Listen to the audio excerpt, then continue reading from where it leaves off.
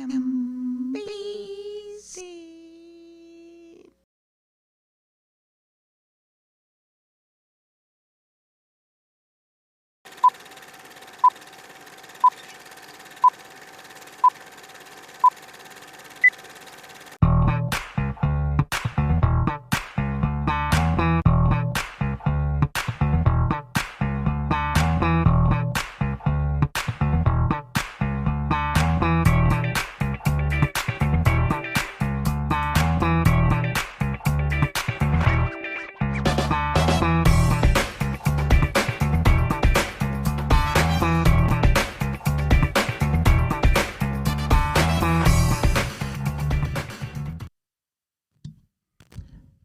Welcome to Black Republican, Black Democrat. I'm a horse, Jamar, And I'm AK Kamar. and you sound just fine. I sound great.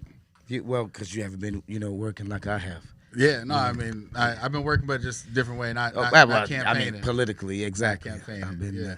Last night we did a lot of, I did a lot of partying last night after I had left the Clint Connor campaign headquarters party, and went to Latricia Vital's, whose shirt I am proudly wearing today. She won Ward 4.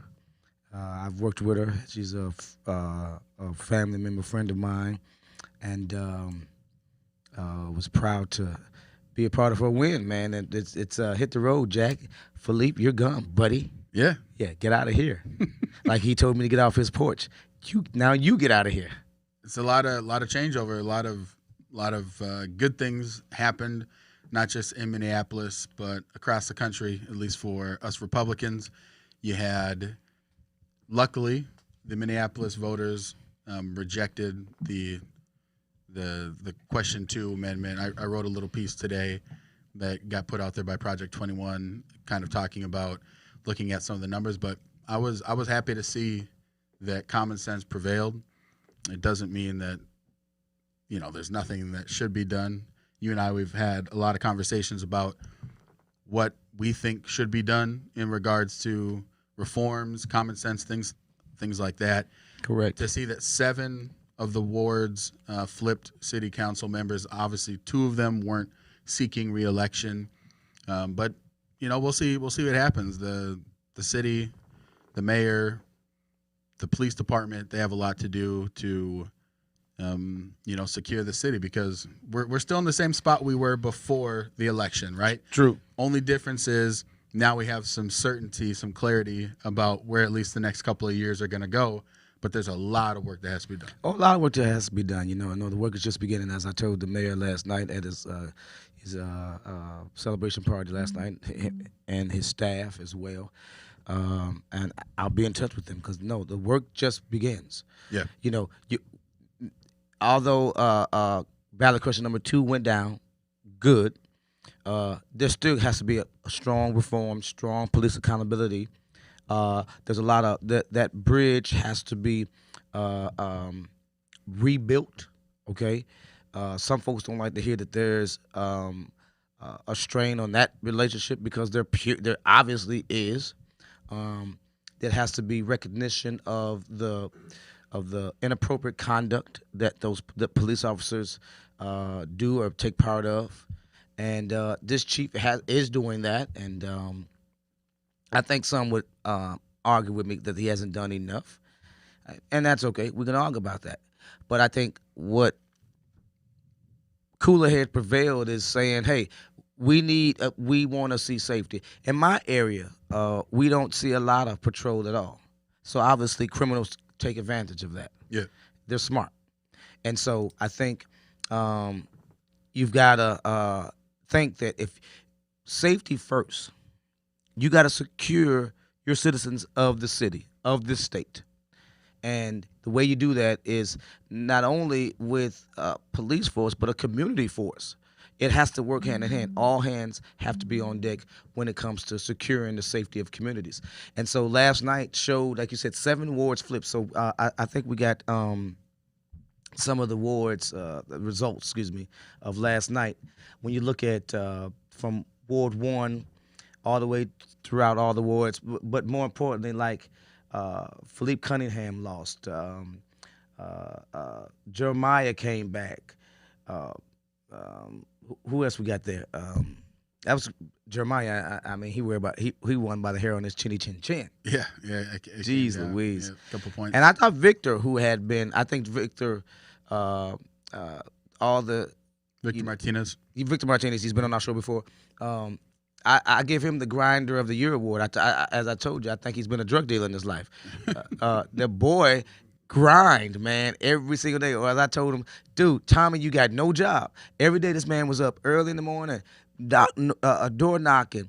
Well, you could see him in that loud orange outfit that I hope he was washing every single day, hitting these doors, man. And so I honestly thought that it translated because there was, man, you could drive down Penn Avenue, and you could count 20 signs of victors or more, right?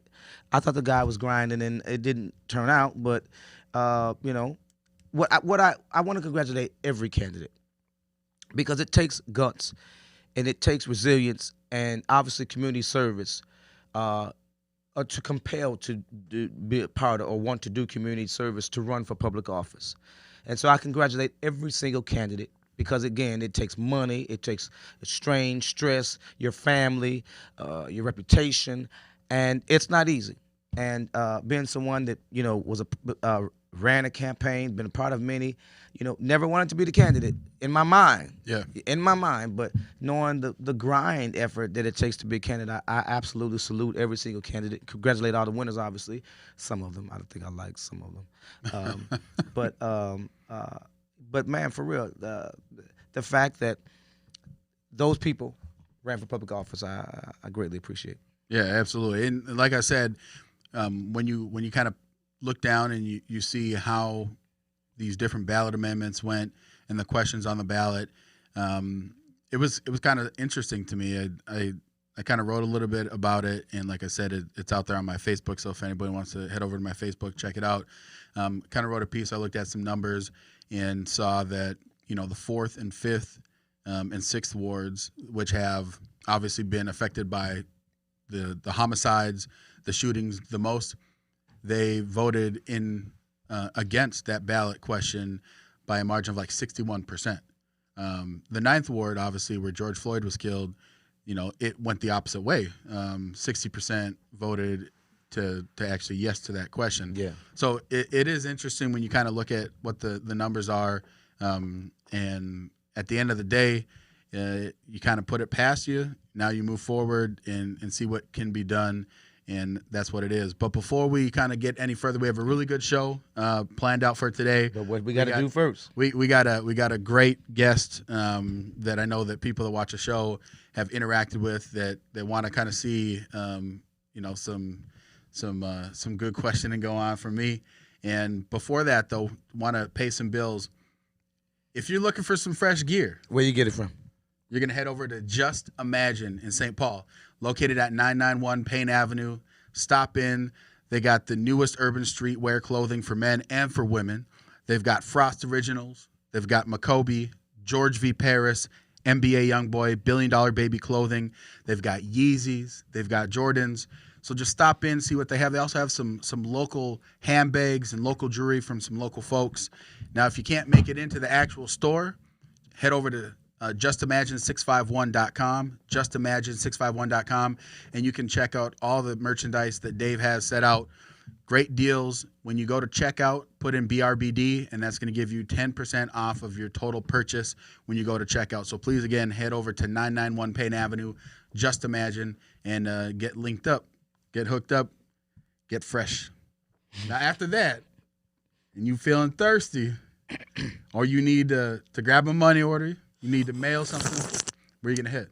Well, you got to go to the Webermart. The what? You go to the Webermart. You got to go to the Webermart. Well, I'll try to say that again. Go to the Webermart. Yeah, You gotta go to the Webermart. Honestly, Webermart, they have everything you can, you know, anything you need from a convenience store, they have. Please patronize that business. Love and support that they show us by advertising with us. We just want to throw it back out there for you guys to stop in and patronize their business. Absolutely. No doubt about it. The Webermart. Webermart. Now, last week, I debuted this Black Republican hat. Word. And I threw out that if you go to our Patreon account and you subscribe, the first 25 subscribers will get a Black Republican, Black Democrat hat. Now, this is just one design. It says Black Republican, but we do have ones that say Black Democrat and then also ones that say both Black Republican and Black Democrat. We actually got 6 subscribers from last week. So right now, we still have some room. So go ahead and head to our Patreon account. The easiest way to get there is go to our link tree, which is linktr.ee/BRBD. Again, linktree/BRBD, and you'll be able to get connected to our Patreon account. So again, first 25 subscribers are going to get a customized hat. And then after that, make sure that you guys like all of our socials. Go to our Instagram, hit a like, hit a follow. Go check out our YouTube, hit subscribe. Share this feed on your Facebook because we got a really good show. When you guys are watching and you have questions, you have comments, post those down below. We're going to read them always at the end of the show. We're going to go through your comments and just make sure that if you like the show, you share it. Word. You got to, and if you don't do that, then you suck. One more thing that before I get to our great guests, and let's remind everybody our great guest tonight, we have an exclusive interview with State Representative John Thompson.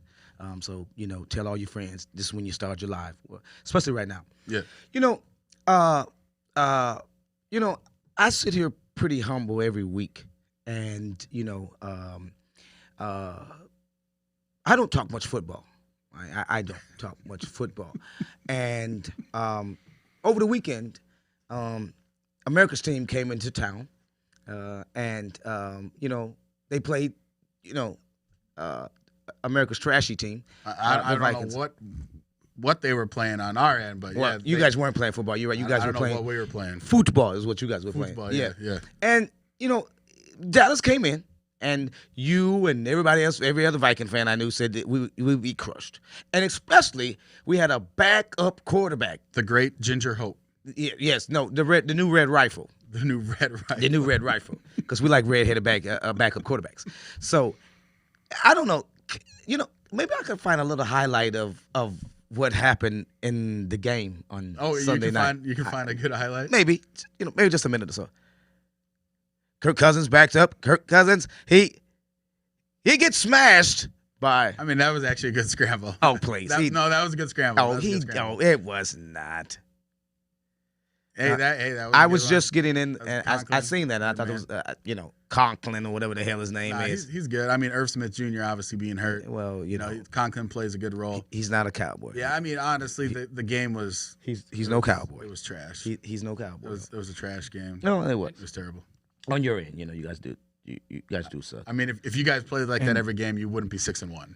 Right. And also, I would just like to chime in here. Is this the producer chiming in? As the producer, because I will not stand for this Viking slander. You guys actually did us a favor because we're tanking because we ain't going anywhere this season. So is that what you're doing? Nah, man, come on, man. We're gonna go on the run, baby. Okay, we're gonna go on the run. You are running right now. We're gonna make the playoffs. Negro, and please. NFC Championship game. We'll see you at SoFi. I mean, we won't see you at SoFi. It would be the game before, but. So what? SoFi. Wait a minute, and then our producer only shows the Viking highlight. Yeah, that is not what I found. I mean, it was from a local affiliate. In a minute, we'll come back after our guests before the end of the show. I want to see only the Cowboy highlights, the 2 touchdowns that we scored, because you guys didn't do anything. What the fuck? What the hell? What's that? It's conspiracy around here. No, every week we try to produce a great show here, and I think we get great guests here, and tonight that doesn't stop.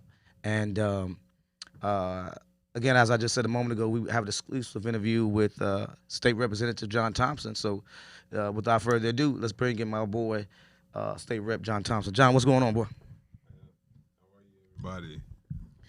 John, yesterday we had elections, and there were some ballot questions. St. Paul had elections too. Melvin Carter won in a landslide as well too. So congratulations to St. Paul Mayor Melvin Carter.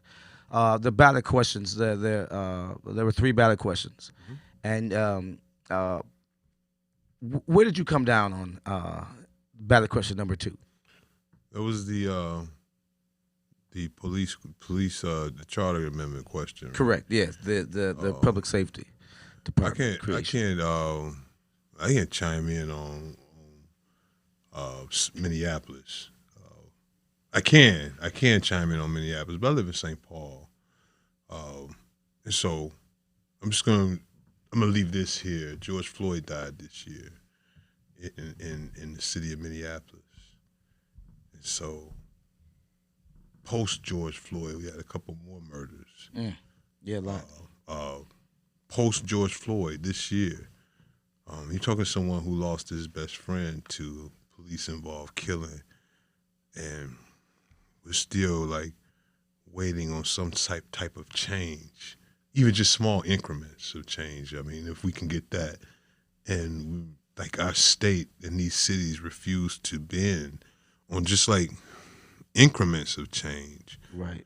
In the state that the world is watching, when it comes to police-involved killings, and so for me, I don't think that the police are our only problem. Correct. It's probably the first time anybody ever heard me say that. I don't think that the police are our only problem here in this state. Like I can blame the police departments for the ketamine. I can blame the Minneapolis Police Department for the Christmas tree. I can blame the Minneapolis Police Department for George Floyd.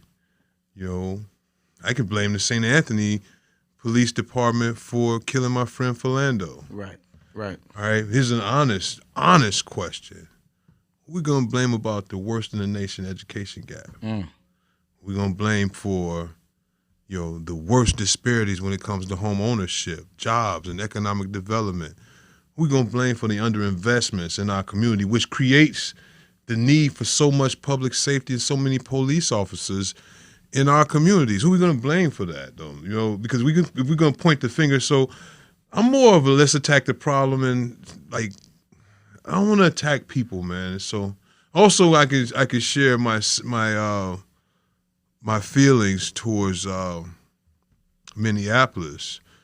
If Janae Harto and Betsy Hodges were still in office, we wouldn't even be having this question on the ballot. Had they done their jobs, huh? And here we are now. We asked for one of the first African American police chiefs in the state, almost. I mean, but it's definitely in the city of Minneapolis. Yeah, definitely. And I just feel like Chief Arredondo deserved better than what we gave him. He did. He does. And so, just me. And he's my friend. Chief Arredondo is my friend. And then, like, for me to say Chief Arredondo's my friend, and I can't say that really publicly because in his world, they'll attack him. You're friends with, but in my world also, as a black man who speaks out very unapologetically about police brutality, in my world, people will say, "Oh, he's selling out to the police," right?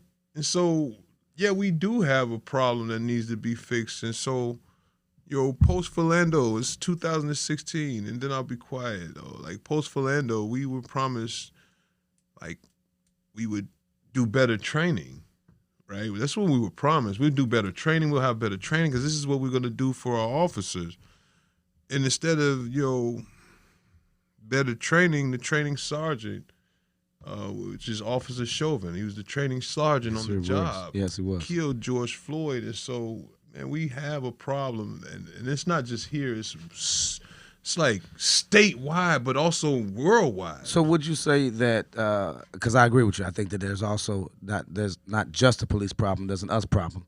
So would you say that in order or before or simultaneously as we address the police issue, we need to be addressing the issues that, even the root causes of black-on-black violence. Folks hate that word. You get lambasted, but we have to address black-on-black violence, right? It's a natural progression. I think we had this conversation. Me and you talk a lot, man. So we had this conversation. I said, man, if I'm standing outside the restaurant and I'm asking you and telling you I'm hungry, and every day at the end of the day I see you throwing all this food that you don't use in the trash can, and then you lock the dumpster, eventually, man, like, I'm going to bust your window. That's a natural progression, right? Like, I'm hungry. This is how crime works. I mean, stop me if I'm not telling the truth. I'm hungry. Now somebody shows up and want to, like, take me to jail for being hungry, but you haven't fixed my problem. Because when I get out of jail, I'm still hungry. That makes sense? So, like, we got to fix the root problems. Instead of the police are not our only problem. Like, we ask them to do a lot of stuff that a lot of other agencies should be doing also, man. You know, we got all these resources and all these county and state resources, but they never trickle down to our community, man. And if they do trickle down to our community, people in our community don't know about them. We don't have access to them. Or there's so much red tape on trying to get access to it, man. Look how many people are being evicted right now in eviction court. We have so much money to pay people's rent. Right. That money was going back. Like, come on, I know I'm preaching to the choir. Y'all know I'm preaching to the choir. I think you're preaching that to half the choir. You know, the thing that I'm kind of curious on, you know, we talk about, like, your analogy, right?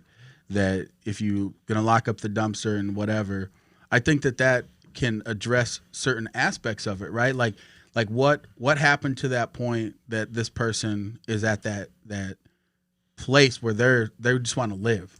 And I agree that occurs. You know, I grew up super poor, but I also think that we aren't addressing that there's not that level of accountability, because I think it happens on both sides of it, right? I mean, being poor isn't an excuse to take something from someone else. You know what I'm saying? And I don't know if you believe that it is, but I don't think that it is. I believe that you can't take from someone else because you haven't got what you have. You can be angry, you can be frustrated. Go after the people that really are the ones that have put you in that place. But at the same time, there has to be some inward reflection. But, you know, I guess for you, do you see that there needs to be accountability for people's actions? You know what I'm saying? Like you can't just only be a product of what happens, at least from my opinion. I'm just curious, like, what you think about that. Yes, you 100% right. There should be accountability. And so let's start holding people accountable who actually, because if you're not careful, the oppressor will have you believing that they're the ones being oppressed. And so, let's start holding people accountable for, here's my thought on just exactly what you were just asking me. The first thing came to my mind was people go in my pocket all the time and take my tax dollars. Mm-hmm. They don't ask me, can I take this percentage of tax money out of your pocket, out of your paycheck? Then I come back and I say, can I get culturally intelligent teachers in my community? Well, let's have a discussion about that. And then we have a committee hearing about that. And then we have this council meeting about that. Wait a minute. I know what I need in my community. You had no problem taking my tax dollars, right? That's why we had the worst in the nation education gaps, because when people like us show up and say this is what we need in our community, it's almost like they'll give us sprinkles of what we need. And then I heard another. It was heartbreaking. I heard another African American man say, "Well, you go to ask these people for money. It's almost like begging for a handout." I'm like, that's not a handout.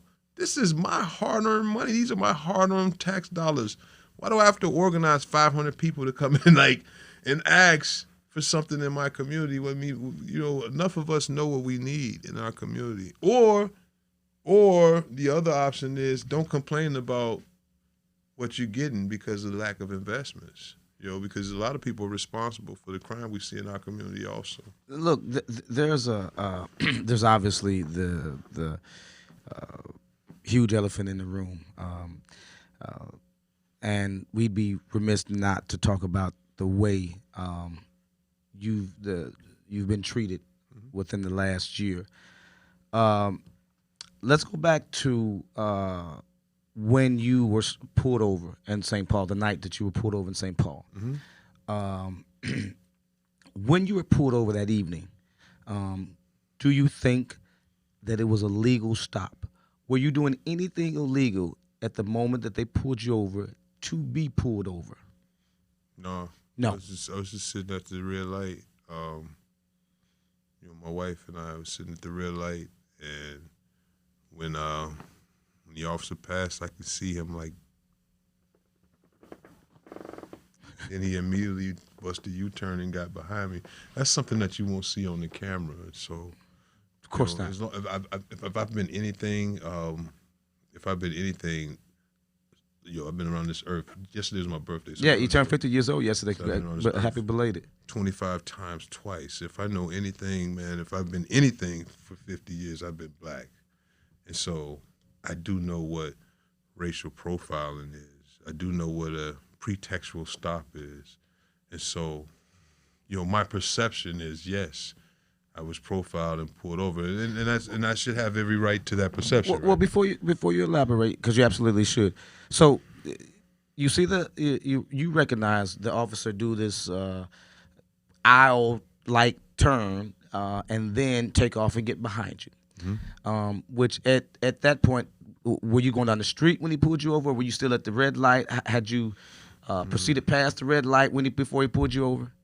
No, I was just he immediately, his light turned green, so he immediately busted a U-turn and got behind our car, and I'm still sitting at the red light. And so when I pull off, his lights come on. So he pushed you over, and so obviously you're wondering, what the hell did I do? This officer pulls you over, then comes to the car. You proceed. You give the guy the procedure. You give the guy your license and insurance. He goes back to the car. I'm sorry. Let me not put words into your mouth. Did he say, or did you ask, or did he say why he pulled you over when he came to your window? Yeah, he said he pulled me over because I didn't have a front license plate, and he said, and then when the light turned green, you pulled over like a bat out of hell, and so when he said that, I said, oh yeah, this is the traffic stop is about to go wrong. Now keep in mind also, I don't know if people understand this. This is like the weekend of the anniversary of Philando Castile's death. And so here I am, the weekend of the death of my friend. Just imagine my psyche also when those lights come on behind me. Mm-hmm. And then when he said I pulled off like a bat out of hell, I'm like, let me just stop you here, man, because I'm a legislator. I'm a Minnesota legislator. So he looks at my license. He says, "Oh, Wisconsin license, huh?" He goes back to the car.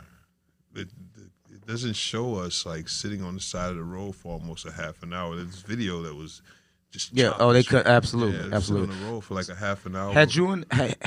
So the officer had you and your wife sitting on the side of the road for half an hour over just a plain, which should have been a traffic stop. Then he came back. He noticed that you didn't have a Minnesota license. He said you had a Wisconsin license. Is that when you believe the harassment started? No, because I've had this license, almost 19 years. Because some would make it out like you were trying nefariously or fraudulently, whatever folks will say, pull one over an officer because you didn't have a Minnesota license. So they said that they'll say that you were fraudulently trying to perpetrate that you had a license when you didn't. Like yesterday was my birthday, November 2nd, right? I don't know if you follow me so far. So last year on November 2nd, I won the election. Like, you did. Congrats. That's true enough. That is true. I forgot to change my license. Dag on it. Like this is what happens, right? Like I forgot to change my license. It's the truth. And so, I get elected, and now all of a sudden I have to have my documentation for the House of Representatives Human Resources Department. So I turn that stuff in, right? And now I'm just going to run to the DMV and get my license. Now speaking of them, they do a thorough a background investigation of candidates, right? You turn in certain information. They run a background check on you. Mm-hmm. The party, the legislature, they both, you have a double background check ran on you, correct? Mm-hmm. Okay. So they obviously knew that you had a Wisconsin license, correct? Mm-hmm. Okay. So here's the deal, man. Like, I don't want to like smack my wrist, right? Like, I honestly it was a lack. Before I was a legislator, keep in mind I'm a machinist, and I'm driving Uber, and I work for True Religion. So I had 3 jobs supporting my family, right? Then I become a legislator. Now when I'm trying to get my license switched over, it's virtually impossible to get into the DMV because of COVID. So when I finally get in the DMV, it's like, you can't use this expired driver's license. So I had to run back, get valid license, then come back, and again, it's virtually impossible. Now we have committee sessions start, right? And so this falls back on the back burner, and then it's like traffic stop, like highlights. John Thompson has and he doesn't live in this district. And I'm like, you know what, man? I don't know if you know anything, but I've, again, been black all my life. Word. I've never been a legislator ever in my life. Right. I used to think that the state capitol was like a museum that we take our kids to prior to my friend being murdered. And I show up and I see that I'm in the belly of the beast right now, where a lot of the disparities we see in our community exist. Well-intended legislation, though, man, like actually some well-intended legislation actually harms our community. And so as opposed to, because I know guys, like, people saw me like I'm very vocal. Last year I was labeled the angry black man because every protest you see me with the bullhorn right in the middle. I had every right to be angry. My friend was murdered by a police officer here in the state, so I had every right to be angry. So now it's like the same entity that I'm telling needs to be reformed. I'm fighting these police unions and police officers. Now the same entity has a chance to like, gotcha. You know what I mean? You really didn't get me because, they go back to the same playbook, and the playbook is the same as old. Let's slander his name. Well, you did that to Malcolm X, Martin Luther King, Fred Hampton Jr., Melvin Carter, Keith Ellison. The list goes on and on. Any black man who stands up and says, this is what I want to do. I want to show masses of young black men that I want to show you how to be the change you want to see in your community. Name one of them that they haven't slandered or tried to do this to. That is exactly what they do to it. Now, I got one more. So then that passes. Then we have this attack on you for charges that didn't occur. You weren't charged or prosecuted for. They make up this domestic violence between yourself, your wife, and other women, allegedly. And then we found out that it is nothing near what the media had put out and the party as well. How do you feel that the party, do you feel that the party attacked you maliciously as a black man without cause? Because, again, this was your wife. You guys were going together at the time, but have been together 20 plus years now and 2 kids. Do you feel that they, I call it, what do I call it, AK? I don't know what you call it. Political lynching? Yeah. Do you think that this was seriously a political lynching done by the DFL because they wanted to remove one of the fiercest black men in the legislature? No. And that's my honest answer. I feel like I was an inconvenience to the caucus and to the party, man. That's there's no I in teams.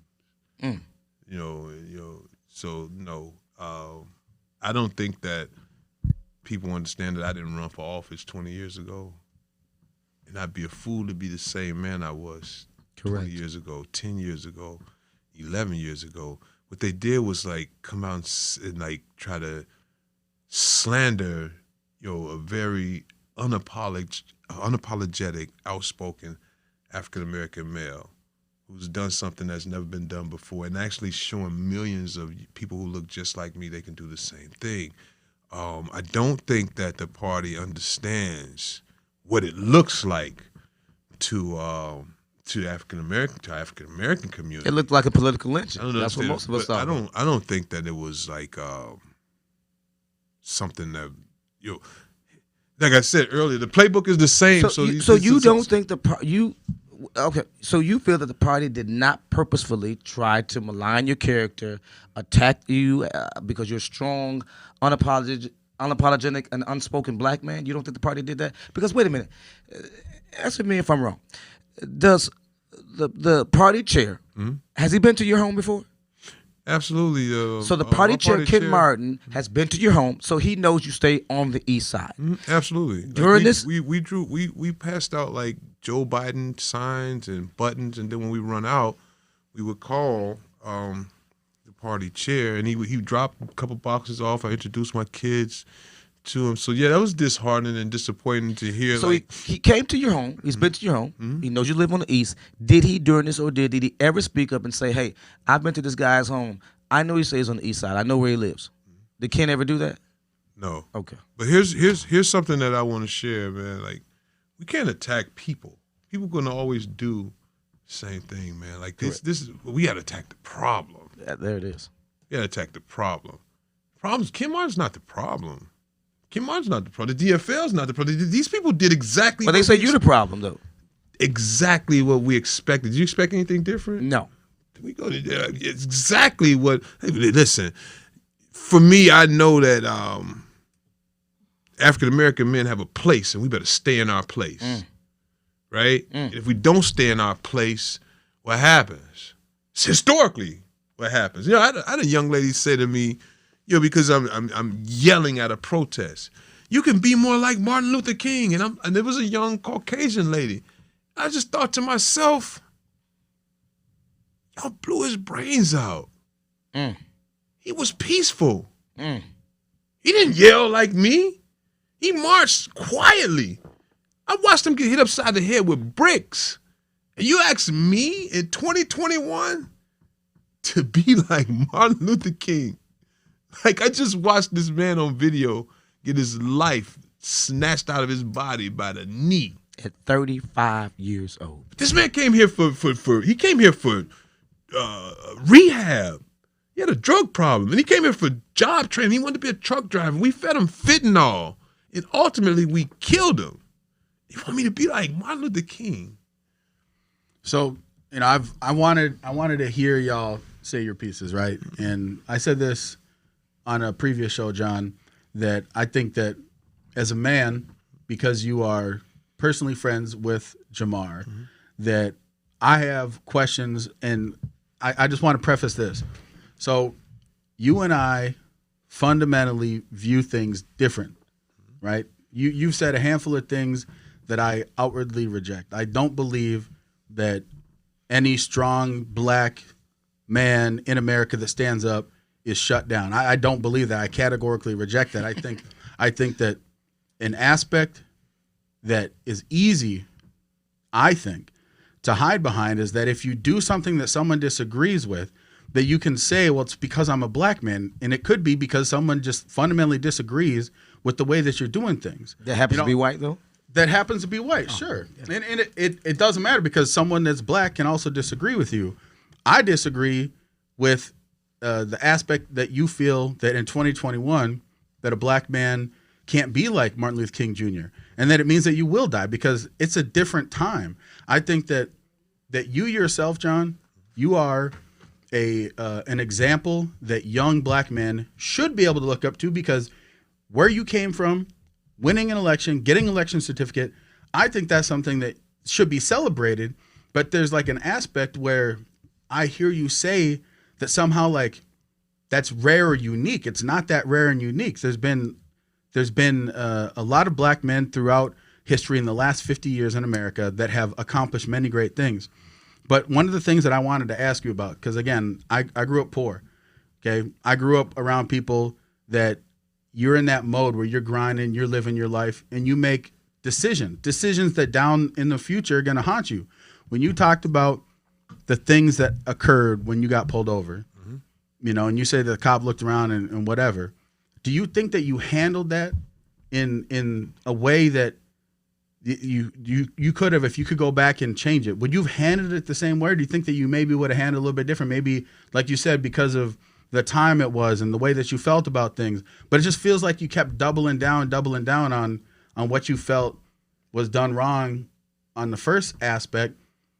But at the same time, you're saying like, you know, you can't blame the person or whatever. So like when you talk that the cop racially profiled you, like, do you really believe that? Like, hey, let me share something. This is a story that I haven't shared with anybody, right? So one of my constituents calls me and she says, I'm gonna cook this lunch. It's like a ham. I'm gonna bake this ham and some cakes and some you know, and I'm gonna take it over to the Western District Police Department, Mr. Thompson. And wouldn't it be nice if you come over here and let's have a man-to-man conversation with the officer who pulled you over? People don't know that. Remember I said I'm going to be the change. Now remember this, I'm going to be the change that I want to see. And I don't share this because I don't have to toot my horn. But I agree.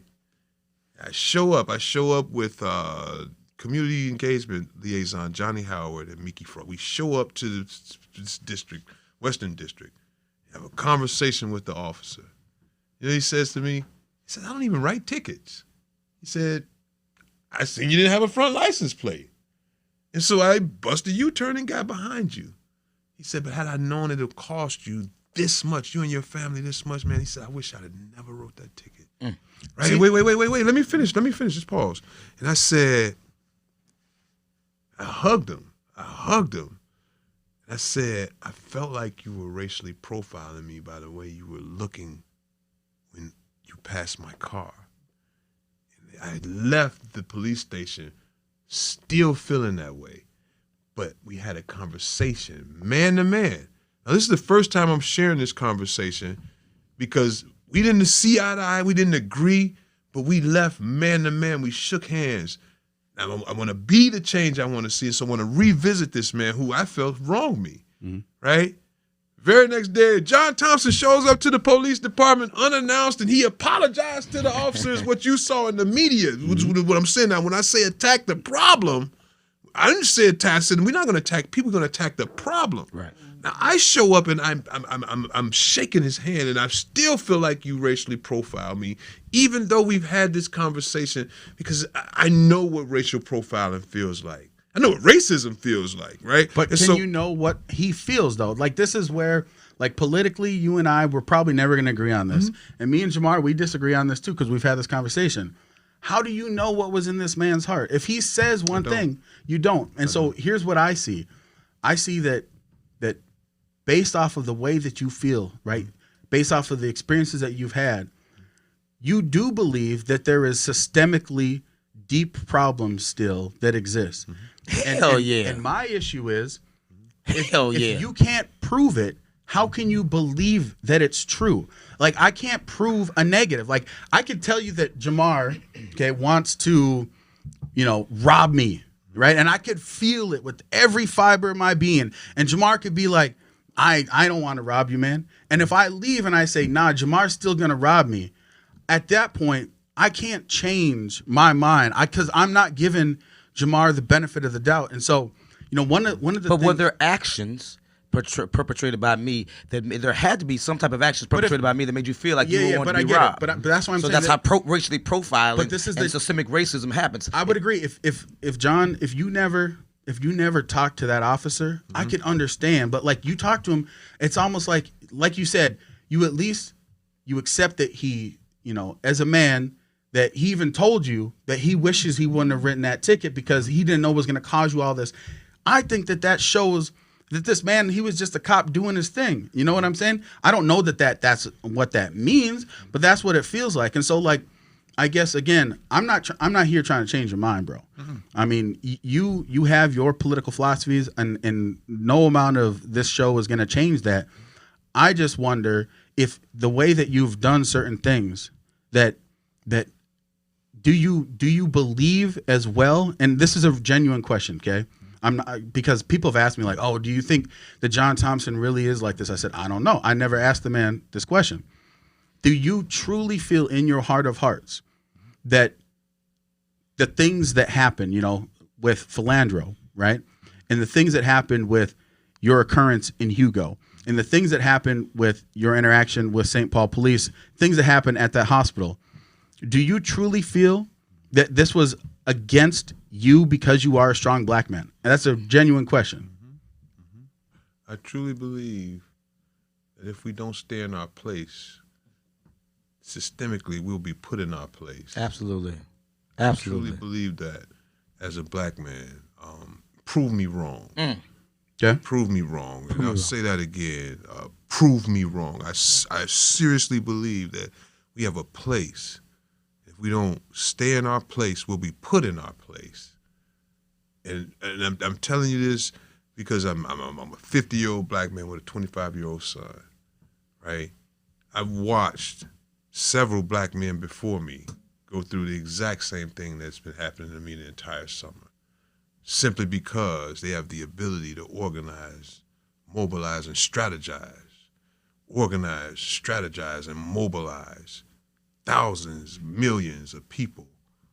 Eventually what happens is they're attacked. I have no place. Look at the crayon box. There's not a lot of color in this crayon box. I have no place in the Minnesota legislature. Supposed to be here. I'm not supposed to be. As a matter of fact, where I come from, I'm not even supposed to make it past the age of 18. But who says that you're not supposed to?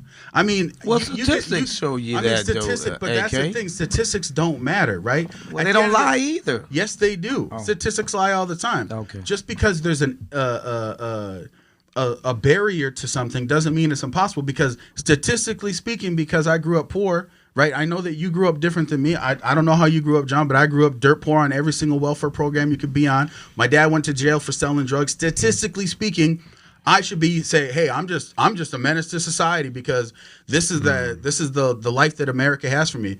But the thing that you just said that I'm curious about, right?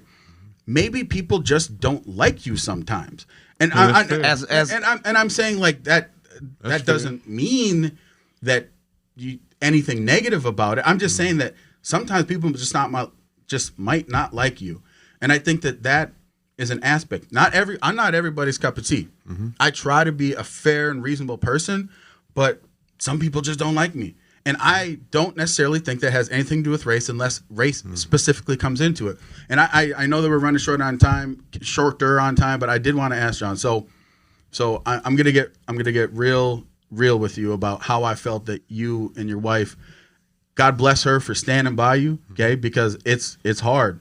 And I don't doubt at all that y'all love each other. I would never ever say that to someone.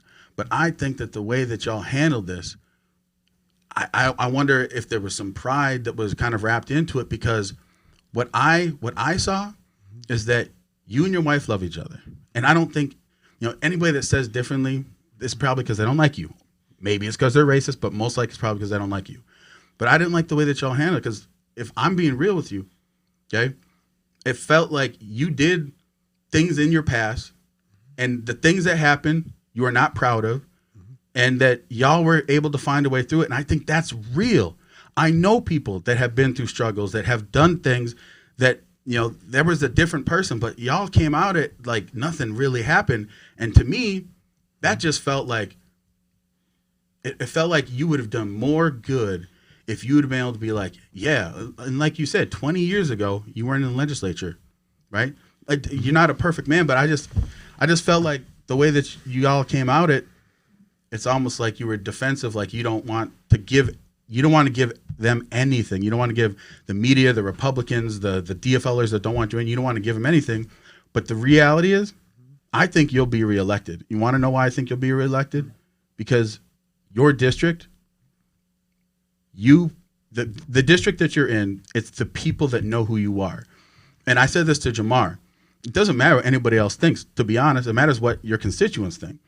And if your constituents think that you're really going through it and that you're building your relationships with them, I think that you will win re-election. So I don't really care what other people think. But I just think, like, the way that you went at it, that was my personal feeling. Now, again, you don't have to say nothing, but that was just my personal feeling. That, well, let's just cut some of the bull. I mean, let's just ask the question. So what you answered, but let's ask again. Did you commit domestic violence on your then girlfriend at the time? Hey, so let's just like, can you allow me to answer this question? Yeah. So I sit on this the Health and Human Services Policy Committee, right? So when I'm in Health and Human Services and I'm in committee, I'm asking for culturally intelligent funding for culturally intelligent mental health providers. Because I'm sitting in Health and Human Services Committee. Like I know what it feels like to not have, and I'll keep this in mind. After I lost my friend Philando, I lost my mother probably a few months later. And then like right after that, my kid was shot 6 times at a funeral. But I never saw the need to talk to a behavioral health specialist. I always thought, like, man, I'm not crazy. And so when I started seeing behavioral health specialists, Dr. Willie Winston also is one of the doctors. I started seeing him, and I'm like, bro, I was crazy not to come and see you. Rewind 25 years, and keep in mind, I didn't run for office 25 years. Matter of fact, I had cornrows 25 years ago. But me and my then girlfriend, who's now my wife, right? Yeah, we had because here I am, a young kid, white Cadillac, leather seats. Watch out now. And I remember telling her, like, I don't got no ring on my finger. And I always remember saying that, but she really loved me, man, and so did we have challenges? Of course. I can remember at the age of 16, like stealing 50 packs of Kool-Aid, man, out of the store and getting caught. And my grandmother coming and slapping me like in front of the doggone security. I can remember that, right? So I'd be crazy to say, but what I didn't have, and when we talked about that, we talked about appropriations and funding in our community. I didn't have people saying, you know what, you need to see a behavioral health specialist, right? Or you need to talk to somebody. And so before I got married to my wife, we did premarital counseling, and then we agreed also that if we have any rough patches, we would also go and see a counselor together. So now, because I wanted to be a better dad. I had kids too. I wanted to be a better dad, man. And you have kids in the car, and he want McDonald's, he want Burger King, and you got so much going on. You're like, I'm not going, right? When you're not, you're like, because, so you need to talk to somebody, or you're going to do that to the kids, right? And so when I say I want culturally intelligent behavioral health specialists, it's because I've lived. I am a walking, talking, breathing testimony about what my community needs, right? And so I lived through an era where I didn't even know we can go and talk to behavioral health specialists. Now I know. And so to try to keep brothers, like your job, brother, is to keep brothers younger than you from going down in that pothole that you know is right around the corner, right? That's your job. So you tap my brother, you a pothole around the corner. No, that's my job now as an adult to like help brothers not go down that pothole. I'm not going to judge you from 25 years ago. I'm judging you on your right now, right? Because right now, today, we can walk out of this building and say we're going to be the change we want to see. Well, right now, what have you done for your constituents? I mean, because I've been around you. Again, full disclosure, everyone should know that I was the campaign manager just last year. Damn, I thought it was 2 years ago, but just last year I was your campaign manager. And I've seen you, and since then I've seen you around your constituents and what you said, and I think I've said that as well, that it doesn't matter what everyone says. To see this guy in action with his constituents, that's a whole different thing. So, what have you done? People ask that because most folks only think about is Hugo and this issue with the first. Well, why was I in Hugo, Minnesota, in the first place? Well, why were you in Hugo? Well, I'm just asking. Where were we at in Hugo? Oh, well, KK Crow. Bob Kroll's home Crow that he doesn't stay at, but yeah. So I don't know if you know this. You probably don't remember. I live in Hugo, and when this was going on, like we got like a Hugo Hangouts, and before it started, you got alerted. Well, people were like, "What's going on? What's going on?" And then someone's like, "Oh, this person's stopping traffic on 61, and they won't let them go through." So like the town's all like up in a whatever, right? Buzz. But no one cares. All they know is that there's something that's not normal going on. But that's I just want to give that piece. But you were up in Hugo. And listen, you know what people don't know about Hugo, Minnesota? It wasn't as peaceful, and the crowd was so quiet. It was. No one. Did anybody know that people spit on me in Hugo? So that's something that I don't. You were spat on and called nigger, correct? I'm 100%. Okay. So when you see me yelling, like the media does a good job. Again, I said this earlier. If you're not careful, the oppressor will have you believing they're the ones being oppressed. Now, when I said that to you, I meant exactly what I said. You catch me yelling, John Thompson, you can't spit on me and then tell me how to be tired of racism. You're lucky that wasn't an assault. And now John Thompson threatened to burn down this beautiful town. And I'm like, if I threaten to burn down anything, that's a domestic, terroristic threat. Every prosecutor in this doggone state would have locked me up. So I didn't threaten to burn down anything. But what I did do is get spit on and address the people who were spitting on me and the people who were spewing racist. Like, because other than that, like right now, me and you're talking, yeah. I'm not angry, I'm not yelling, But I draw a line in the sand. You don't get to spit on me and so, that's the one thing that I really, if somebody asks me, do you regret anything about Hugo? Yeah, that's what I was going to ask you. I'm like, yeah, I do regret. Because if somebody showed up to my house and hitting a piñata, which is an effigy of my wife, like, I'm going to be pissed off. Yeah. But I didn't know that was an effigy of his wife. I just saw a piñata. Right. So here's what I think, and this is what I wanted to ask you, and I kind of said it to you. So, like, you got spit on, right? You got called a nigger.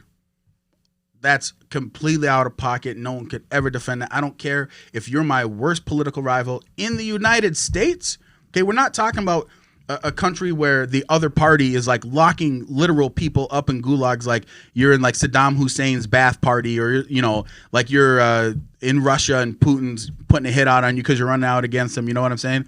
But in America, that's never called for. And the reason I say that is because we're a free country, and so anybody that does that out of pocket. However, with foresight, knowing that happened, if you feed anger and aggression with more anger and aggression, we know where that leads. You know what I'm saying? Like all this stuff that happened after George Floyd, right?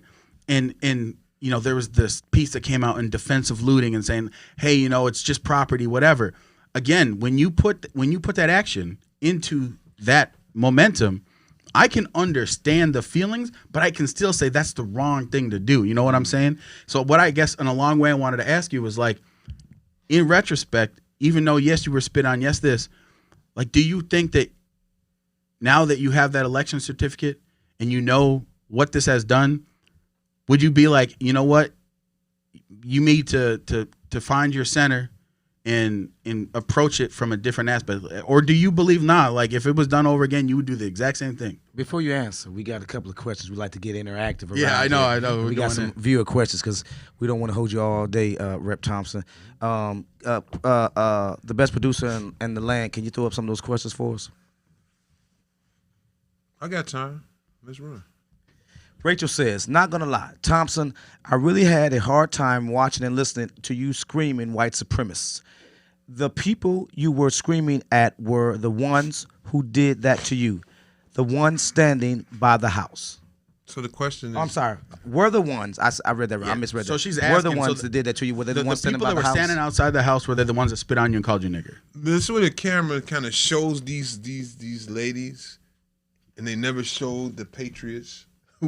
Because these were patriots. Oh, the patriots? Right. They never showed the patriots. They just showed these women and kids. I got you. And so I always ask when people say, John was screaming at women and kids. Well, what are you? I said, well, what are you? No, I wasn't. I was screaming at those people. What are you teaching your kids if you calling a man a nigger? What are you teaching your kids when you're spitting at people? So, Rep, you were saying you're saying that there were young kids calling you nigger as well? I didn't see. You just heard the word nigger. I just seen spit. Oh, I seen spit. And I seen and I heard, and then everything just went in slow motion. No, you would lose. I would lose my mind for. Okay, look, we got to do a wrap around it. So let me ask you a question. Do you think since Hugo, that everything that has happened to you, most of it has come because folks dislike you because of the incident in Hugo? No, I think that people have it wrong because folks don't. The people who don't like me, I don't know who they are, to be honest with you, because everywhere I go, people like me, and they tell me to keep up the good work and keep fighting, And I'm no different. I have ancestors who've shed blood for us to be here, right? I know for a fact that I probably won't see any of the fruit from the hard work that I put in, but my grandkids will. Because right now we're living off of the backs of some powerful civil rights leaders and some of the work that they've put in. And so it's our duty, it's our job to actually put in work to make it a better place for our kids, our grandkids. And so for me, I'm not an animal. I didn't storm the United States Capitol, man. I never bombed a mosque in my life. The only thing I've ever done was show up with my words, right? And I'm unapologetic, right? As far as 20, 30 years ago, right? If we're going to judge people off of their past, Let's have that conversation about reparations. And by the way, you were not convicted of these of any charges of domestic abuse, right? Ever? No. Okay. So I just want to say one little piece though. So in regards to thinking about judging someone in the past, I agree that there are people that if all you do is put them in the lens that you're only going to view them through what they have done in the past, I think that that's unfair. However, you don't think that's being done with Rip Thompson? It's unfair. But right. I'm saying, but I also think that you can say this person has a history, and until they can prove to me, much like the officer, right? How do you prove that they don't really feel this way? I think people wonder, is Rep Thompson the same man as 20 years ago? Because if you put this and this, and again, if someone has this opinion, and that's what it is. And so that's being real. My best friend, my literal best friend, his name is Jared. He struggles with drugs and he's still struggling with drugs right now. But in the past, man, he's put his hands on his wife, and me and him, we got into it. I threw him up against the wall, was choking him out because he grabbed his wife, man. So you committed the act of domestic violence. But my point is that like, he is still assaulted the guy. He's still my friend, but there are people that don't like him, and I think that that's just a reality. There's gonna be people that don't know everything about you. They don't know all the things that you've done. So when you say like you can't judge someone on their past, I agree that it's not a good idea, but it's because people are going to assume that you haven't changed, and you're never gonna be able to change that, right? You can't change what people think. You can live your life by the actions of the things that you believe, make you you, and be proud of who you are and move forward. I just think that there's certain aspects that if you are just real, John, then Rachel's got one more that's question. What it is. Hey, Rachel, Rachel says, I don't consider most patriots racist, and I don't judge people. Here's what I do. I judge you by how you treat me. That's right. Right, and I don't judge people like I don't put people in one category. You know, people used to always say all black people look alike. Well, that's not true. I have a huge nose. I have a huge nose. Here's something I want to say. All white people look like. They do. I wanted to share this with you about what you were saying, because it's very important. How do we get there? Like, right? Because at the end of the day, I'm interested in attacking the problem. Like, I could care less what people do. John Thompson's the angry black man. John Thompson is just that. Like, I'm really going to continue to do exactly what I'm trying to do, and that's change the conditions that exist in our communities, right? And so how do we get there is what I'm asking. How do we get there together? Right. I can't do it by myself. I didn't create these disparities by myself. I didn't create racism. Like, how do we fix it together? And that's what I'm interested in. And so if anybody has anything to say negative about me, you've just heard exactly who I am. I'm willing to work with anybody who wants to create the change that we want to see. Other than that, we keep getting the same results, man. And I can't allow my community to keep getting the same results. I think, too, the other problem is a lot of folks don't value or tend to devalue the lived experiences that black men and women have. Sure. And they're certainly different, right? People have different shit, yeah. I would love to have that dialogue about my lived experiences, what I go through, because I'm still nervous to get pulled over as a black man. Mm-hmm. And I told you my last experience getting pulled over last year after the George Floyd, I got pulled over by state troopers. Who else was out here? The Army, whoever they were. Yeah. But I had the greatest experience with him, though. When he walked up, the guy says, "You know why I pulled you over?" And I'm like, twiddly dee, and like, no. He's like, "Cause you're a Cowboys fan." Huh. Right. I mean, you say that because you saw your Cowboy the hat. moment, supposed to get pulled over. The moment was, how could I get upset at this guy? That was everything. Yeah. Took my ID. I didn't even have insurance. Yeah. Didn't write me a ticket. Let me go. His boss walked up. She talked a little SHIT. It was really fun. So I remember, I've been here since '84. I remember those experiences as a kid when you could walk up to the car and get the baseball card, the football cards, or you would help an officer with information that I seen them do that. There has to be accountability on everybody's part, but we can't say that it isn't happening because you don't physically see it, all the time. Racism is inadvertent, right? It's not as overt as it used to be 50 or 60 years ago because it's illegal. I think that you can also get into a pattern where you try and find reasons and excuses for other things. I think that the truth is racism will always exist because prejudice exists. Me and you had this conversation, right? But there's a difference, right? There's a difference between your prejudice, having prejudices and being racist. There is, because prejudice is something that every human being. We all have that. Everybody Absolutely. has prejudice, yes. and there's prejudice because there's things that you like and things you don't like. There's preferences and dislikes. Racism is a category, in my opinion, that is very clear, and that racism is you are saying that someone either is or isn't something based off of their race. They can or cannot do something because of their race.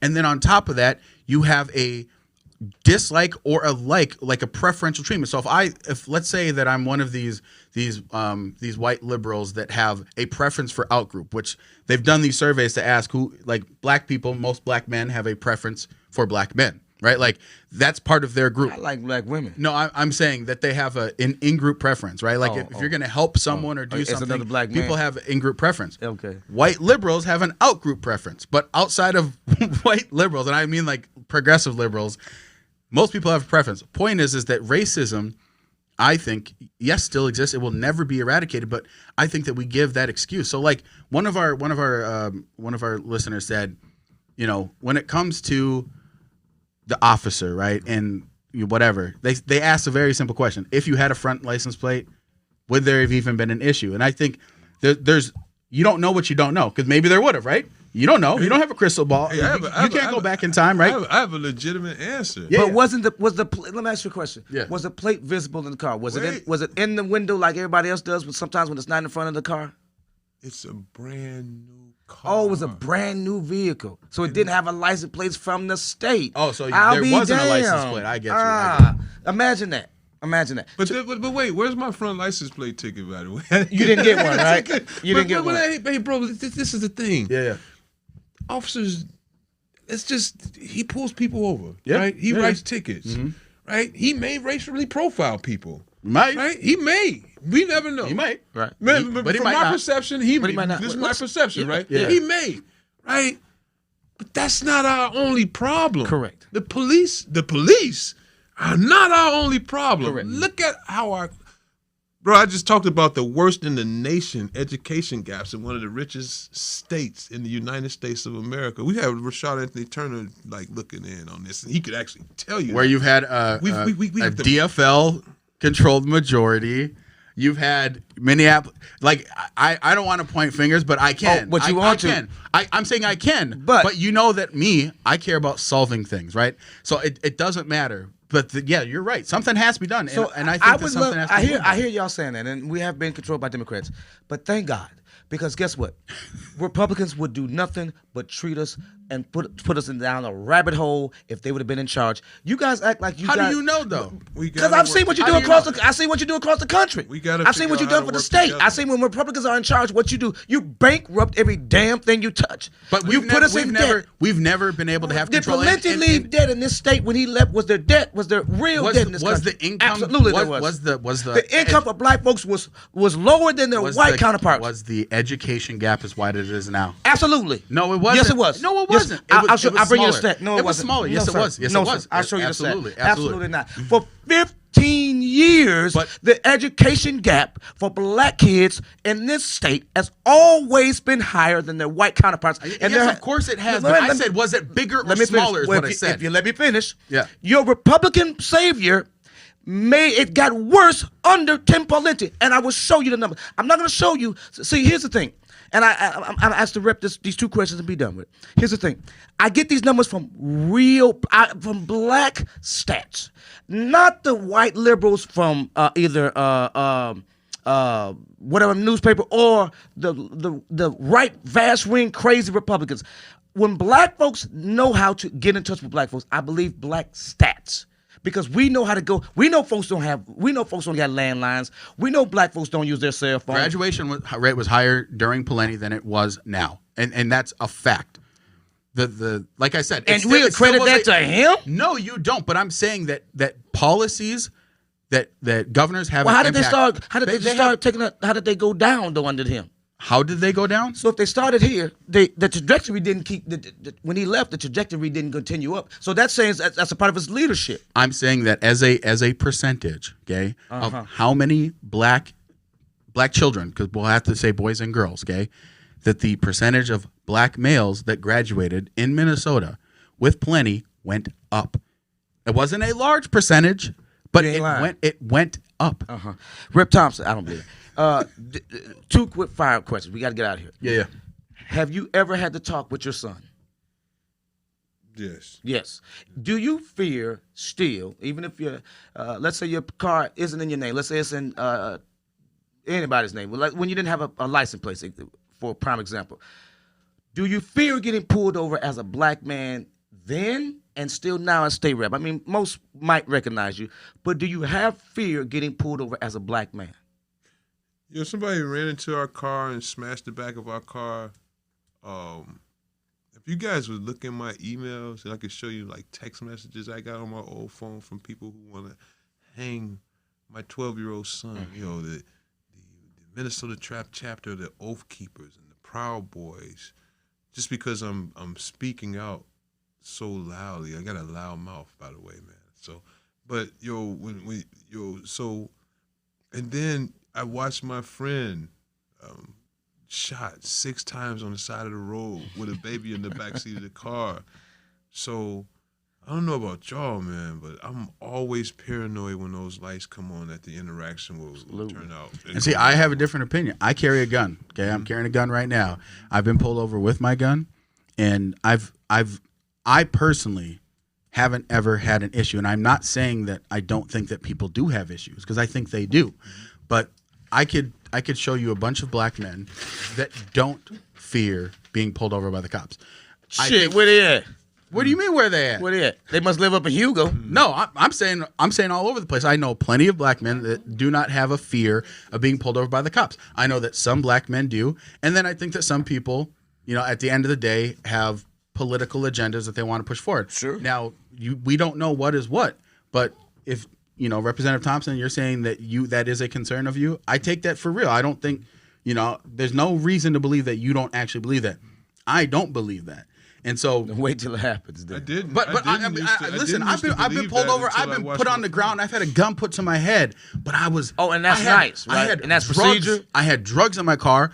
Because you had drugs in your car, you still deserve to be treated like that? And I'm asking a question. And the passenger reached under his seat because he was smoking a bowl, and he put it underneath the seat. So the cops thought that we had a gun. So I believe that it was an appropriate response. Okay. It was an appropriate response. Okay. But again, my thing is, if I ain't doing anything, that chances are that nothing bad will happen. There are cases like Philandro where yes, something terrible and awful happened. But that's not the rule. Was he breaking the law though? That's what I'm saying. I mean, that's what I'm saying is that he is a rare exception to the rule. You think so? I know so. Can I say something? Just based off of the numbers. Wait. I'm saying based off of the numbers. Because you know we got to get the hell out of here. Interactions. You think Negroes that carry guns, yeah, legally or illegally, well, legally, sure, do not get harassed or killed like Mr. Castillo did? In general, no. Okay. I saw a group of young men. This was when they were exercising their rights to carry guns, and all the gun owners marched to the state capitol. I saw like 12 white men marching down University Avenue with AR rifles on their shoulders, open. Yeah. And I thought to myself, if 12 black men were marching down University Avenue right now with AR assault rifles, we'd have a totally different understanding here. Like, and I don't want to like keep on harking and saying that racism don't exist, but it seems like when it's white, it's right, and when it's black, it's whack. Hey, so in Stillwater, just real quick. In Stillwater, though, there was the group that showed up. I can't remember what their name is, but it was all black men and women, and they all open carried ARs. There wasn't any issues. And there's the Not Fucking Around Coalition, NFAC. Okay, they were in like Stonewall, Georgia, and all these different things. So I'm those saying were that thousands of black men. I said 10 to 12. No, I know, and I'm saying that in Stillwater, again, they were out there open carrying, and I see a lot. There's a group called Black Guns Matter. Let's get a couple more questions real quick, and then we got to get out of here, man. And I'm asking you a question. You still are the man that thinks that a black man, if he was Rittenhauer, he would have been left alone like they did the white guy. I don't know the guy's name, but in Minneapolis there was a young man that actually took shots at the police officers during the riots, and they fired back. they fired back. He got arrested. He got beat up. He didn't die. He got beat up. He got harassed and he won, arrested. And he won a lawsuit. Yes, but you just said a black man that fired a bullet did not die. They fired back at him. Yes, but he didn't die. Is what my point is. Do you think a Negro could have stood in the middle of the street with a damn AR-15 and a white man would have drove by there today? Yes. Dog, stop living in euphoria. That does not happen. Niggas get killed for that. Yeah, and I can point to a million stories where niggas didn't get killed. Stop. No. I can show you. 100%. Listen, Jacqueline asks us that she says she has been, her parents had that conversation with her, the talk. Yeah. Never had that conversation with her, but she definitely has been told to always respect authorities.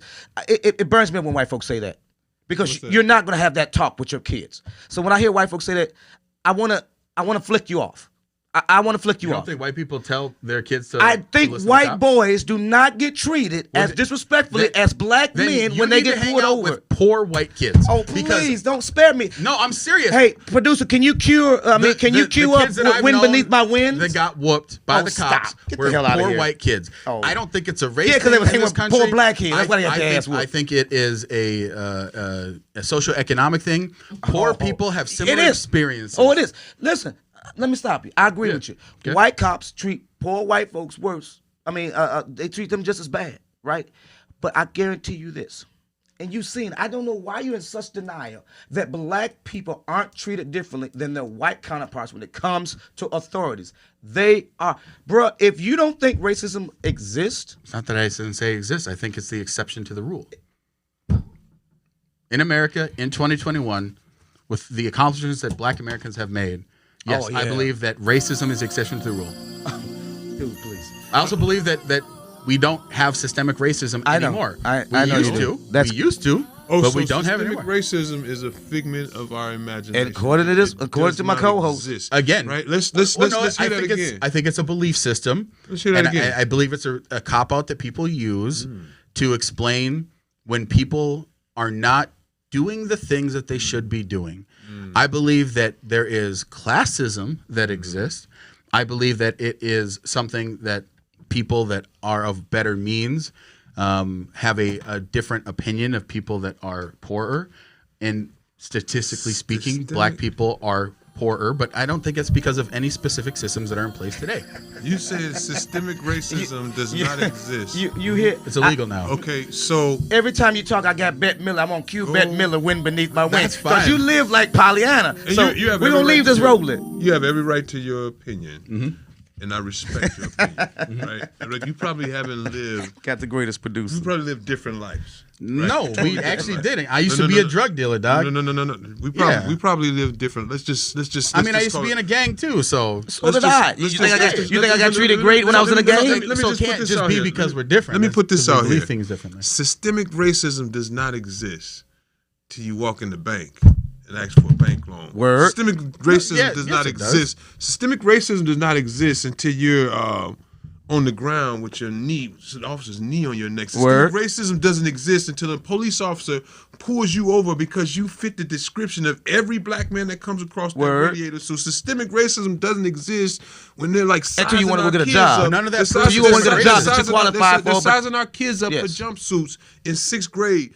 Systemic racism doesn't exist when our kids, and I can show you the data, being ripped out of their homes at a high rate for small things, and Child Protection Services is taking our kids. Again, and then you look at income. the percentage. We're talking about income. You look at the percentage. That's not about income. You look at the percentage of, no, it's not. You look at the percentage of the child protection workers in all of our counties. You look at the percentage of, as far as the demographics, the 90% of all the counties, the child protection workers are white women. I call it poor people problems.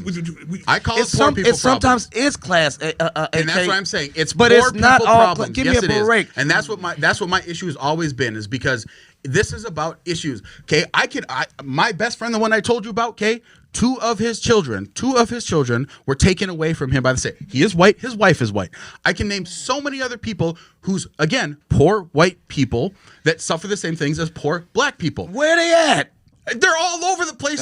You're just have your blinders on. Yeah, and this is my problem. Is I'm in the community and I see them, but you're not in any white communities, my friend. So let me ask you this: Why is it that my great grandmother lived poor, her kids live poor, They're like, and then here I am, and then same for you. You can't tell me it just keeps coming down. Poor. We living in these rough conditions, and all the time we go into different neighborhoods where our Caucasian counterparts live, and they're not passing down like generational oppression. As a matter of fact, I just had this conversation with a business developer who was asking me what should he put in these 60 acres of land in our district. And I said, well, how much did you pay for this? He said, I paid $500,000 for this. I said, I want you to put something that teaches us the game like you got it. Right. You know, because at the end of the day, like, I walk past this property every day and didn't even notice the for sale sign because they don't even click on my radar that I probably could do something like that. Mm-hmm. But if we see it, we can be it, right? I agree. If we see it, we can be it. So how about putting things in place other than we don't need another 75,000 police officers in our community. We need $75 million worth of investments in our community. I agree. We need both. I think that we need to make an environment that people are safe in. But I also, this is something that Jamar and I have talked about so many times, is that if we really want to solve issues in this country, we have to be able to solve the issues of making people more prosperous by giving them opportunities. And that's where we are continuing to progress. Our country has not been stale. Our country has continued to get better and better and better. Well, for who?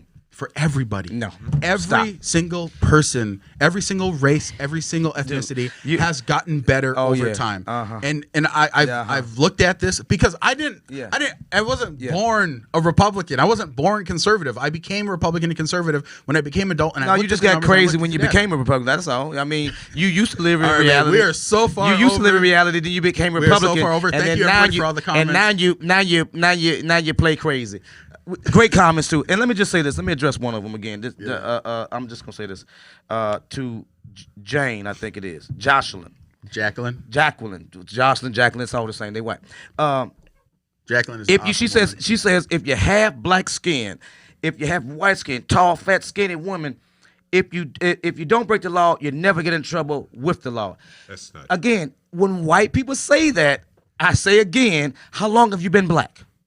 Live in my black skin, either as a man or female, and then tell me that walking in any diner won't get you harassed. Walking in your own neighborhood. What are you talking about, man? AK, stop it, bruh. Listen. I'm being serious. I'm just telling you. Listen, you're going to make me lose my voice.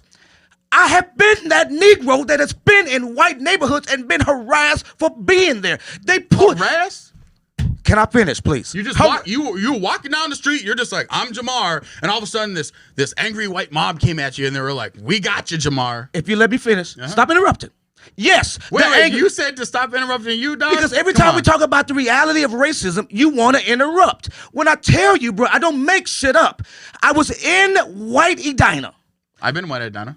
Okay, I'm talking me. I'm talking about the real nigga that thinks that knows. So when someone looks at you and I, they're gonna be like, real nigga, not a real nigga. Well, see, in your mind, because in your mind, you don't think black men get pulled over for anything else. I never said that. I said people get pulled over. Okay, so I'm in White Edina, minding my own business, walking down a block, looking for someone's home who I couldn't find their address. Police come down the block. Yeah. Did you think he drove past me? Or do you think he stopped and asked me, what was I doing? Yes, the man stopped and asked, what was I doing? Now, you think he was just being friendly, trying to help me out, give me the local information or the address to the home I was looking for? I know, he might have been. Yeah, right, okay. And did he like beat you down out of nowhere? See, that's what I'm saying. You're he had to whoop my ass in order to harass me. Well, that would help prove the point, yes. Because if it was what you're saying that it is, I swear, and just by walking around being black, I've been over this entire state. I've been in small towns, I've been in large towns, dressed exactly the way that I am. Okay, and always been treated the same. People are just not racist assholes walking around. Yes, they are. They're not. Yes, they are. They're not, man. Okay, hey, America's an amazing country. You know that like 5 years ago. No, not let me say 5 or 6 years ago, you were African American. Like that's how you were classified. Well, my dad's from Africa. So. Wait. Right now, you notice the game. The game has changed. Now you are person of color. Before that, you were colored. Before that, you were Negro. Before that, you were a nigger. Those were the classifications that they had for black men. Not one time they call you an American. One time, and I share this with you because I have facts from an older historian who showed me his birth certificate, his high school diploma, his ID when he was in the military. He said to me, John, I was coming from London, and I left my glasses on the counter. And he said, the man said, hey, American! And the soldier is running. The soldier is running. Hey, American! He said, I'm looking because the soldier is chasing me. And he said, I started to run, but I couldn't run. And he said, the guy came up to me and said, you forgot your glasses. And he said, I realized that this is the first time that I have been called an American ever. And I had to be in London. He showed me his birth certificate, his high school diploma, his doggone, his papers from the armed forces. Now he's either BIPOC or person of color. I swear. Yeah. Why can't we just be human beings? I agree. And I think that is true, that we do categorize ourselves so much. And that white folks do. White folks come up with these names. White progressives right now. I don't care what they are. They white folks. They coming up with all these different things. And let me ask you a question. Because we got to go. Yeah. Do you think this gash on my head came from just the police wanting to thank me for being black? No, but if you want me to be real, you it's not like they had zero reason to be there. They might not have legally had a good reason. What reason did they have to be in my home? Jamar. What reason did they have to I ask you again. Bro. I'm not saying that what you reason did they have what reason did they have to be in my home? What do you mean?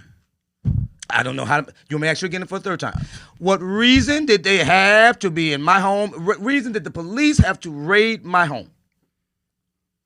Well, if you're not gonna say it, I'm not gonna throw you out there. So. Please say it. No, man. Yes, I'm just saying. I got no secrets. We talking about? I mean, folks know I was in a gang and a drug dealer. I mean, what are you trying to say?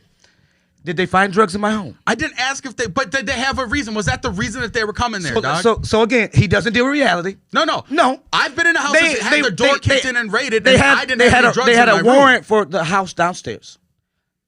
There's apartment 1 and there's apartment 2. I lived in 2. They had a warrant for apartment 1. Mm-hmm. They came illegally up and raided apartment 2. Mm-hmm. So again, where was I wrong? So you're saying... And was I asleep when they attacked me? I know that. Okay. I know, but you said that they have any reason to be there. And you just Did they have any reason to be in my home? They had a reason. It was the wrong reason, but it was a reason. It wasn't just because you're Jamar the black guy. You haven't... Okay, we gotta go. Okay, we gotta go. Look, y'all. Goodness gracious, we've been here way too long tonight. Thank you to our producer for staying late. I swear, the greatest producer in the land. And then you guys that have stuck with us this whole time. Thank you, State Rep John. We got so many questions. It's hard to have somebody on the show that you really know and that you're tight with and you know some of the answers to. So you just sit here and be quiet. I'm listening to you go on about, be all Pollyanna. Again, every time he talks about racism, we're going to cue Bette Midler, Wind Beneath My Wings. Hey, man, we just have different opinions. My dad, he was on y'all's side, okay? My dad came here from Africa. My grandpa came to America in 1963. There's a Jet magazine article. His name's Abu Magba Kamar. You can look it up.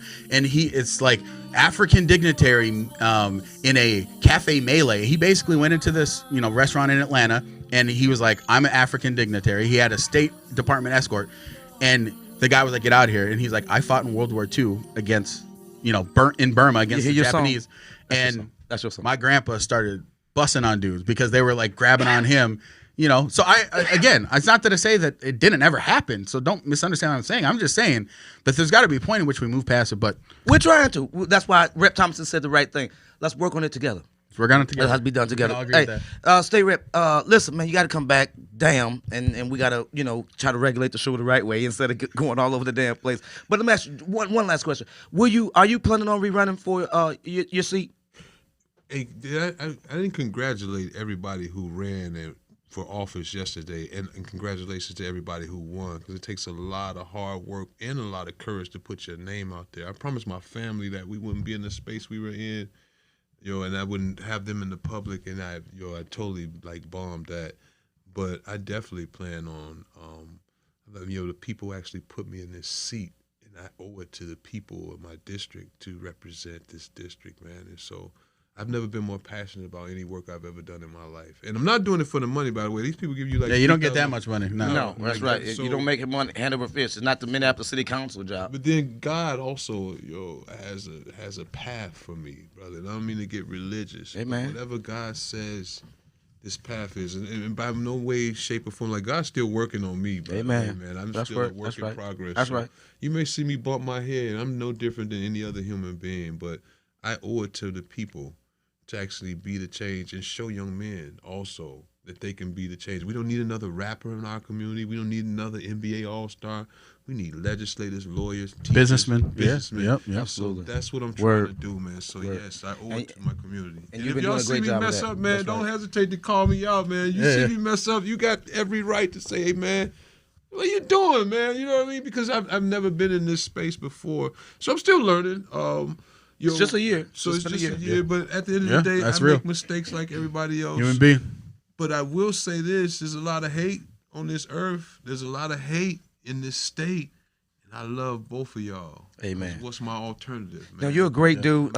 We became family a long time ago when I first met him. My son was the reason why I met him. He's like, that's that dude to be yelling on TV.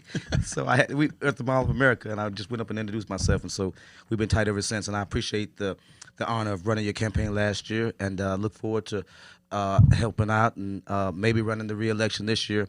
So I appreciate you. Ladies and gentlemen, again, thank you so much for staying up late with us. Hopefully tomorrow you can, wash the dishes and listen, or tell your friends about it, and, wash, and do it, because we went on a long time tonight. We did went on. So you got a long episode. So appreciate all the love, everybody. Absolutely. Thank all the sponsors. We got the greatest producer in the land. Thank you, State Rep Thompson. Thank you. AK, appreciate you, my dude. You coming back next week? Coming back next week. I'm AK Kamara. I'm just Jamar with a bad voice. See you next week. Peace.